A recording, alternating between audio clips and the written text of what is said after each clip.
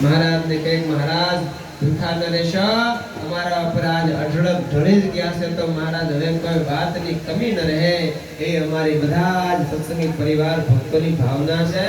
महाराज તમે સરસ સારી રીતે સ્વીકાર્યો અમે નહોતું ધાર્યું महाराज આટલા તમે અમારા ઉપર અઢળક ઢળશો એ महाराज અનહદ કૃપા કરી વાલા બાસે महाराज બધાને બેસાડે છે બેસો બેસો બધા બેસો સૌ કોઈ ભગવાનની સાનિધ્યમાં બેઠા છે महाराज भाव थी जमेश आपने महाराज ने के महाराज जो આજ્ઞા હોય તો महाराज મારા હાથે જમાડું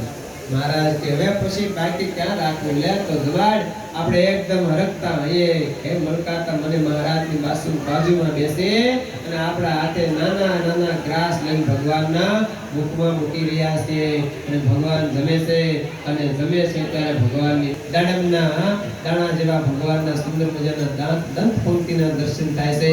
અને ભગવાન જ્યારે ચાવતા હોય ત્યારે ગાલમાં ખાડા પડે છે સારાની વૃત્તિ ભગવાન પોતામાં આકર્ષેલી મનમોહક મહારાજની મૂર્તિ જમતી જોઈને આપણને એમ થાય મહારાજની મૂર્તિ પી જાય નખથી શિખા પર્યંતની મૂર્તિ આપણા હૃદયમાં આમ વસી જાય છે ભગવાનને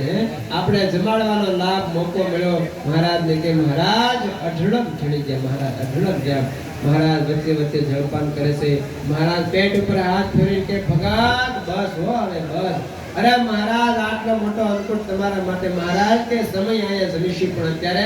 राखो राखो सदा आग्रह કરીને ભગવાનને થોડીવાર જમાડ્યા છે અને મોટા મોટા અવતારો દેવતાઓ ઋષિ મુનિઓ બધા જ ભગવાનના સાનિધ્યમાં બેસીને ભગવાનની જમતી મૂર્તિના દર્શન કરે છે હવે કોઈ અંતરથી આવડી પર રાજી થઈને ઈર્ષ્યા કરે છે કે આ મળો નાનકડો એવો પણ જો તો ખરા શેખ મહારાજની સેવામાં પહોંચી ગયો